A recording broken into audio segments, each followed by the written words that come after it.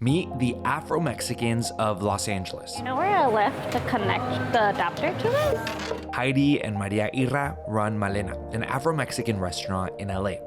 The sisters make up what they estimate is a community of about a couple hundred Afro-Mexicans in Los Angeles. I think it's a bloodline of Lorenzo's.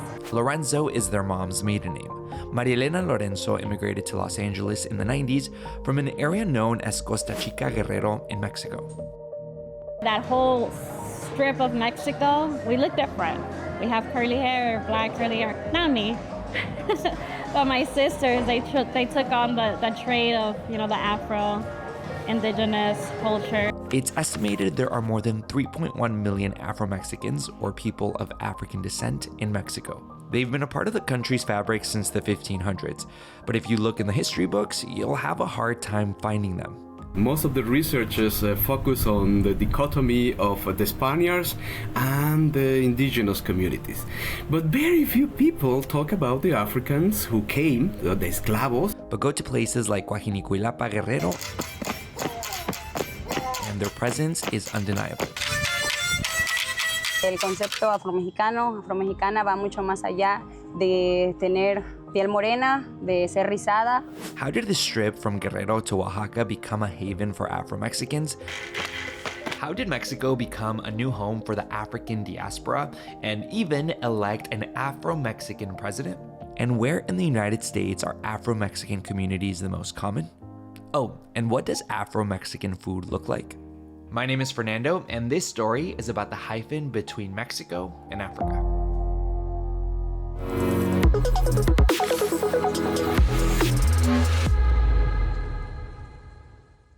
The first people of African descent arrived in Mexico in the 1500s. Data de la presencia de los peninsulares españoles. Justo en esa coyuntura histórica es cuando arriban acompañando, por un lado, las huestes, por ejemplo, las de Hernán Cortés, en calidad de conquistadores. But the majority of Africans arrived in Mexico, back then New Spain, as enslaved people a few years later to replace indigenous slave labor. Justo cuando se da este periodo, este proceso de conquista, hay un descenso demográfico de las poblaciones indígenas mayúsculo por las nuevas enfermedades que empezaron a transmitirse.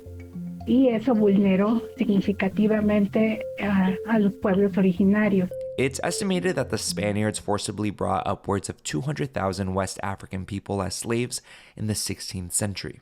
Pero es principalmente el puerto de Veracruz en el Golfo de México, el principal puerto de ingreso. Archaeologist Emiliano Gallaga Murrieta says there were two types of African slaves. The elite type, which were domestic workers that worked inside homes, and others who were brought to perform harsh manual labor. Heavy duty works like working in the mines, working in the farms, working in the factories of sugar, all these kind of works. And this is when we start to see Africans mix with the indigenous population. See, back then, by rule, if you have a kid, black and black, the kid was a slave. But if you have a kid from an indigenous mother, the kid was free. Costa Chica is a roughly 200-mile stretch from Acapulco, Guerrero to Puerto Angel, Oaxaca, that is known to have one of the largest concentrations of African descendants in Mexico. Why do we start seeing so many Afro-Mexicans here? En regiones como la Costa Chica de Guerrero y Oaxaca, llegaron por el establecimiento de haciendas ganaderas. And while they did arrive as enslaved labor to Costa Chica, Africans came with an additional responsibility. Que es fungir como capataces de las haciendas. Es decir, están subordinados todavía a la lógica de la corona en calidad de personas esclavizadas, pero organizar el trabajo productivo alrededor del establecimiento de las haciendas. And it's Costa Chica's isolation from the rest of Mexico at the time that allowed Afro-Mexican communities to grow. Estaban relativamente aisladas porque no había vías carretiles, ¿no? Para poder acceder a esta zona. But it's not only the Costa Chica where you'll find communities of Afro-Mexicans in Mexico. Veracruz, sometimes of Chiapas, Tamaulipas. The Afro-Mexicans in Tamaulipas are interesting because that community does not emanate from the enslaved people brought to New Spain. Rather, it's born out of the slave trade in the United States, specifically during the American Civil War of 1861. See, Mexico abolished slavery in 1837, decades before the United States did. They have the rule that if any slave who run from the Civil War and enter Mexican territory become free. So there is a lot of migration of a slave from the south, and they enter Mexico and they become free and they start congregating in Tamaulipas. In fact, slavery was first partially outlawed in Mexico in 1829 by the country's first Afro-Mexican president, Vicente Guerrero Saldaña. Guerrero Saldaña was born to an Afro-Mexican father and an indigenous mother. But you'll have a hard time finding any mention that Guerrero Saldaña is Afro-Mexican or even black in any official document. That's because after 1821, when Mexico gained independence from Spain, there was a call to change how people in Mexico were identified or categorized. After the independence, after Miguel Hidalgo declared that this country is free of slaves, everybody became Mexican, and all these names disappear from official documents. So there's no longer mulatto, it's no longer indigenous, there's no longer mestizo, there's no longer salta pa atrás, tente en el aire, all these names.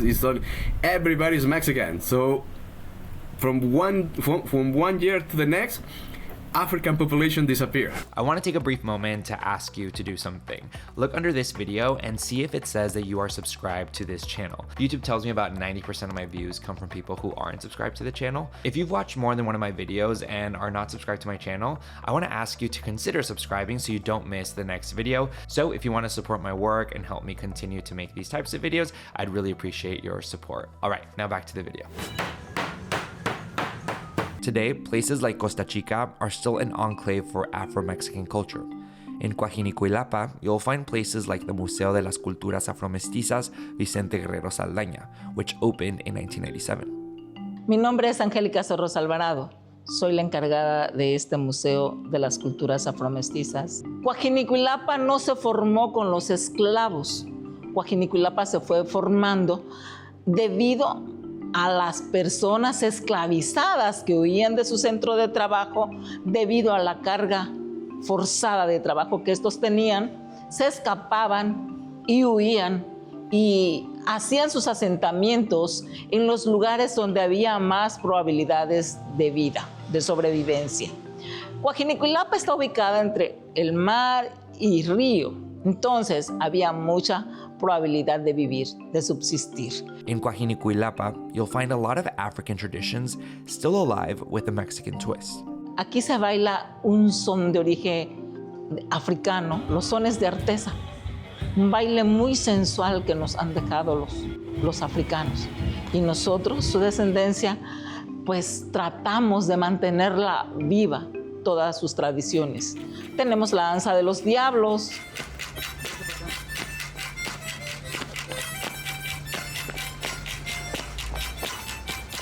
That last African dance is usually performed outside cemeteries during Dia de Muertos in Coajinicuilapa to guide souls of loved ones to the local church. And it's not just Guerrero and Oaxaca that have African influences. The rest of Mexico does too. If you start peeling the Mexican culture, the Mexican heritage, we cannot deny the Africans are going to afloat. La marimba, you know what the marimba, right? The marimba is African. The object didn't came, but the way to do it and the way to play it came with the slaves, and they recreated here and they make it, and we just perfectionate and the marimba we have today. If you go to the coast, you're gonna find cuisine, gastronomic dishes that are Africans. I mean, camote, sweet potato, rice, pork, all that stuff. I mean, there's no Mexican. They're really African dishes that we Mexicanize. While Afromexican culture is alive and well, the terms Afromexican and Afro-descendant only recently started being used in Costa Chica and Mexico, for that matter. Pues somos negros, se puede decir negro, ¿eh? Pero así hemos vivido, pinches indios y ellos pinches negros. Ya iniciados los años 2010 más o menos, en la Costa Chica empieza a ser socializado más y más el concepto afrodescendiente o afromexicano. The 2020 Mexican census was the first to list Afromexican and Afrodescendant as options.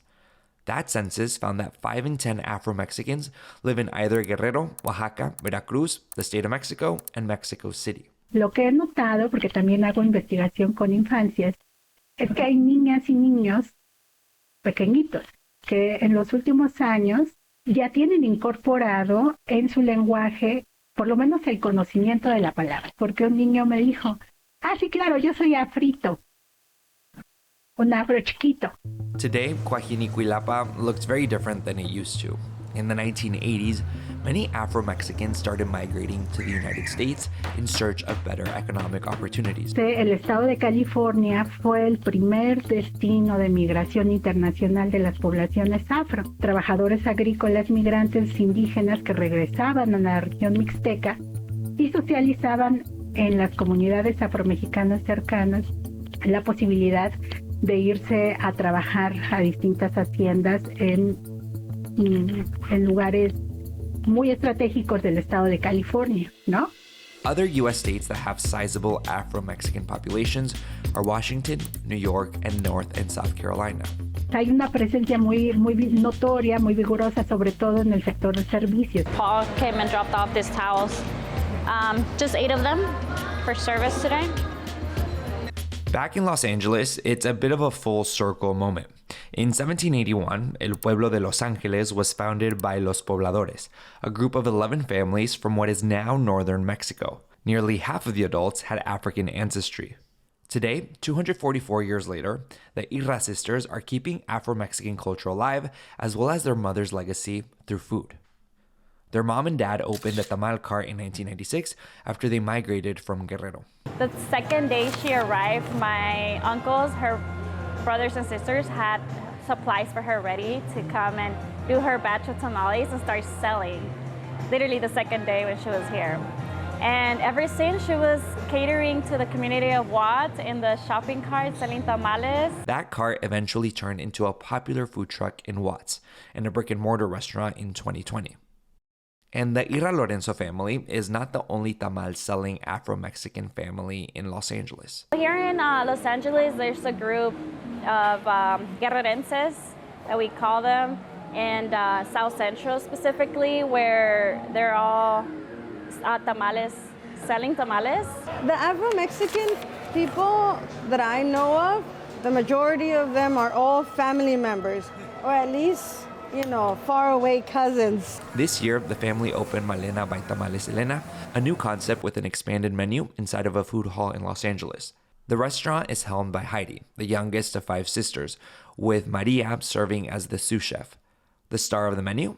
We're really known for our pozoles. Our pozole, the fact that we divert into 3. So the traditional white, then the green one, pipián, and then the costeño, which is you use the chile costeño that we go ahead and source from out there, and the fact that we put at least like 10 different garnishes. People, I've gone and tried pozoles at different places, and they only have is just like it varies, either lettuce or cabbage, or then like this red salsas. We put queso fresco, we put a little chile relleno, we put un taquito, we put chicharrón, we put cabbage, we put onions and radishes, aguacate. It's the whole thing. So every single bite that you take of the pozole, it will be a different taste and a different texture. The restaurant is a family affair with cousins working in the kitchen. But one person you won't find at Malena is Heidi and Maria's mom. She's retired right now. As we speak, she's in the beach of Guerrero, enjoying her life after all these years of hard work. While she's not present in person, Maria Elena's recipes and Afro-Mexican heritage make their way into every plate Malena serves. I'm very proud, actually. I'm very proud and honored to be able to say that we are Afro-descendants. That goes to show that wherever we are, we will find the way to be able to make a life and success, succeed in everything that we have our mind to, put our mind to, and be able to cope, with new traditions and be able to mix in with everything that we have around us. Just like they did when they ended up in Mexico, we are doing the same thing now that we were here in the United States. Are there any Afro-Mexican families where you live? Let me know in the comments. Thank you so much for watching this video. By the way, if you enjoyed it, you might also like this other video I made.